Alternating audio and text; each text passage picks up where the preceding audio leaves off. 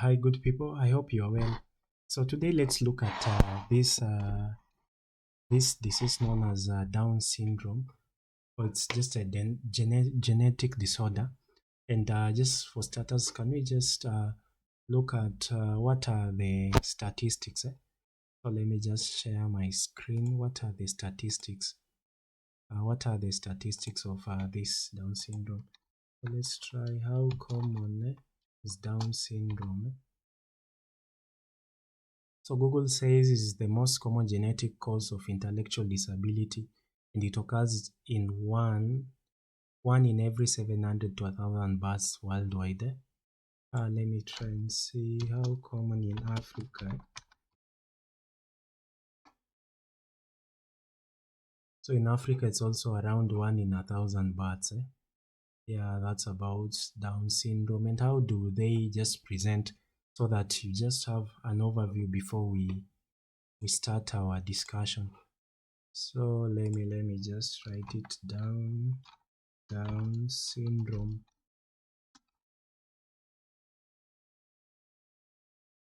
Down syndrome people. What can you just? Yeah. So if you just even Google it, you'll see there are various images showing about Down syndrome. So Google gives you more information, and if you try look down, it talks what is the life expectancy. So it talks today an average lifespan of a person with Down syndrome is approximately 60 years. As recently as 1983, the average lifespan of a person with Down syndrome was 25. At least now, the lifespan has been extended. I bet due to also the advancement in technology and also health, and also the coverage. At least they get some help. So if you just try Google, that's what it shows you on how these babies look. And you need to know it's not their fault. It's a genetic predisposition. It's a genetic error. So that was just an introduction for you to have a better view of this topic that we are looking at, known as Down syndrome. So we can now go back to our slides that we were to look at Down syndrome. So just for an introduction, you need to know that Down syndrome is the most common chromosomal abnormality of generalized syndrome, and it occurs in 1 to 690 to 1,000 births. That's according to the National Down Syndrome Society. So there is a society. So you need also to know that it occurs in all people of all races. It's not specific to a given type of race that will say that we are having it with this race or with this other race. No, it's not specific to a given type of race. Then you also need to know that it's always linked to it's genetic. So it's always linked to we talk of trisomy 21. Don't forget about that. So just on how we can try define it, we can say it's a genetic disorder that is caused by the presence of an extra copy of chromosomal 21, and all this leads to intellectual disabilities, characteristic physical features, and increased risk of other medical condition. So that's how we can best define this Down syndrome. So you need to know, apart from the definition, there are also risk factors. I know most of you are asking now, what are the risk factors? What can cause a mother to have this baby? So there are various risk factors, which they vary from maternal age. We can talk of genetic factors. We can talk of previous affected pregnancy and other things. So can you just take a break? Let me answer something, then we will be back. Stay tuned. Hello.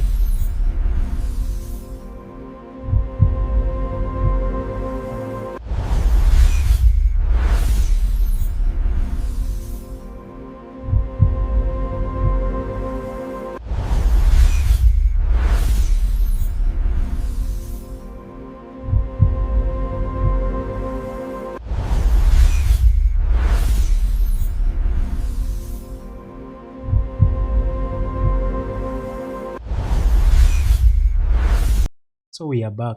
So we were looking at what are the possible risk factors.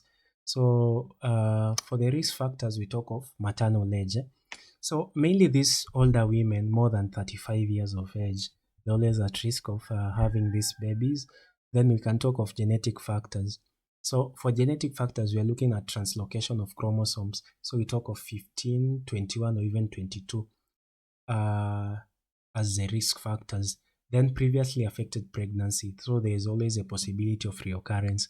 So this means that as a mom who probably the other pregnancy she had a child with Down syndrome, so there is always a possibility of reoccurrence of this condition. So that's about the risk factors. What are the possible causes? What can now bring about all these other things? So for the causes, you need to know that this Down syndrome is mainly caused by an error in cell division. And we broadly define it as non-disjunctional, and this always results to an extra chromosome 21. So for trisomy 21, which accounts for around 95%, so we're having 3 copies of trisomy 21 in all cells due to non-disjunctional during meiosis. So if you just go read about how the cell develops, so if you're having the disjunction during meiosis, we're always at risk of having 3 copies of trisomy 21. 2, it can also come as a result of translocation Down syndrome, which accounts for about 3%. So this means that part of trisomy 21 attaches to another chromosome, and mostly we look at chromosome 14. Then the third other aspect, you can talk of mosaic Down syndrome. So this means we're having a mix of cells with normal and extra chromosome 21. So in all these, so we're having the extra chromosome, which will always cause a disruption of normal growth or even developmental issues leading to the characteristic features of this Down syndrome. That's about the causes. So what are the clinical manifestations? How will these babies present? So that's what we are going to look at. So we'll be focusing on the head. We can look at the abdomen. We can look at the nose and the ears and other things. So for clinical manifestations, like for the head, one, these infants, they will always be having separated sagittal suture. So we talk of brachiocephaly, which is rounded and small skull with flat occiput, and they always have enlarged anterior fontanelle. Then they might have also oblique palpebral features, which are upward, outward, and they are slant. Sawa, that's about the head and the ears. And the eyes, so we talk of separated sagittal suture, brachiocephaly, rounded and small skull with a flat occiput. The occiput is always flat. So let's try and let me see if I can try share also the image, the ones that we are looking at initially. Just a minute. The ones that we are just looking at. If you try check also how the occiput is flat, but the problem these people are already bigger, so we cannot look at the sagittal suture, but the occiput we can clearly see it well. Then for the abdomen and the genitalia.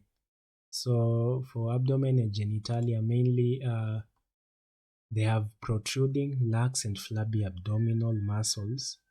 Okay, so they're always at risk of abdominals, umbilical hernia. Then for the boys, they'll be having a small penis and cryptorchidism. Bulvulus, vulva, that is for the female. What about the nose? The nose and the ears. So they will have small nose with depressed nasal bridge. So we talk of saddle nose.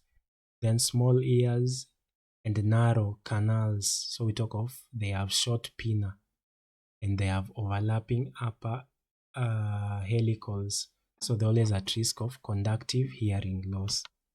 So I think you guys, you can relate with what we just looked at. With what we just looked at, let me try pick one. Let me try pick one like this. you can relate with the characteristics that we have just been listing them.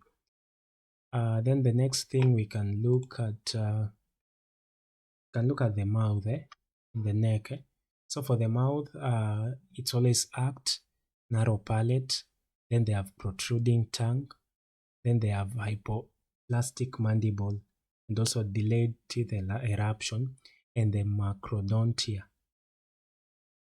So that's about the mouth and the high, and they have the high neck. Then chest and heart. They have 12 rib anomalies, which we talked about. We always talk about pectus excavatum. Then they're always at risk of congenital heart diseases. To be specific, we talk of atrial septal defect and the VSD, ventricular septal defect. What about the hands and the feet? So the hands, they have broad, short hands and stubby fingers. Then we can also talk, they have transverse palmar creases. Then we have wide space between big and the second toes. What about musculoskeletal? With their always short stature, then hyperflexibility and muscle weakness.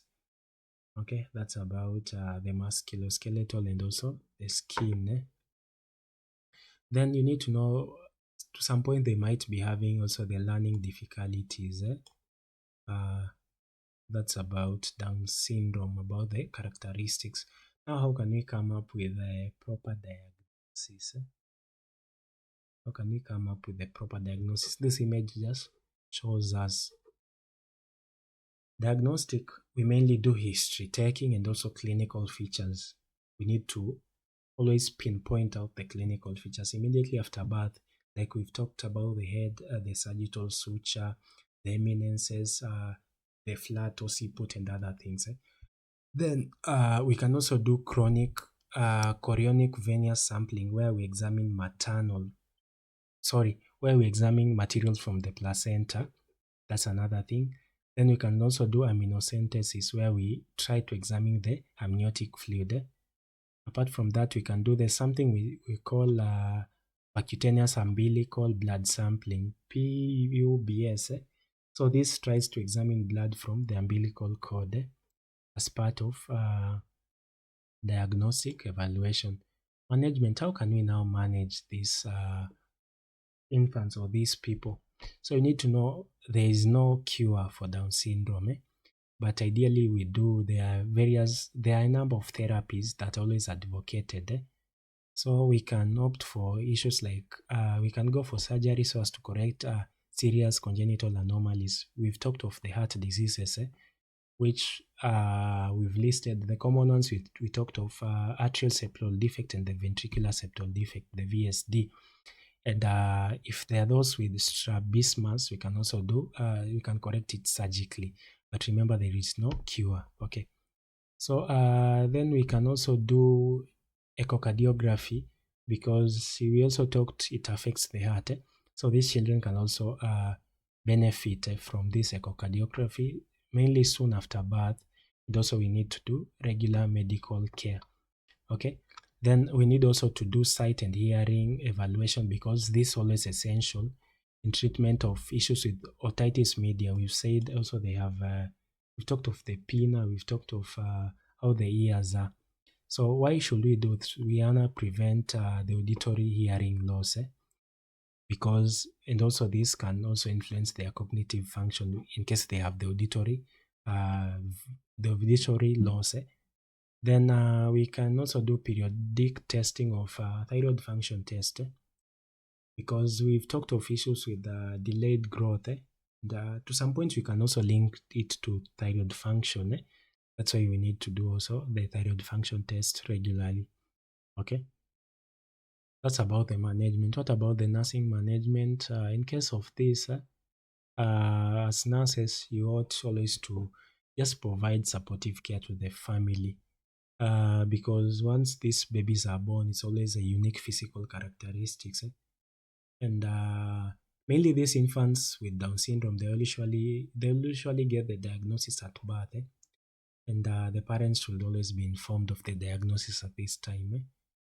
Okay, then we can just assist the parents, then we can do the prenatal diagnostic and also genetic counseling, because we also looked at the diseases mainly based on the genetics. Okay, so that's all about what we can do. Then in case if prenatal testing indicates that the fetus is affected, so at this point the nurse can allow the parents of now this unborn baby to express their feelings concerning the issues like elective abortion, and at this point you need to support their decisions if they want to terminate the pregnancy or even proceed with the pregnancy. That's about nursing management. So up to this point we've covered we've done something broad on Down syndrome. If there's any other question, you can just post it down the chat box and we'll try respond at your questions.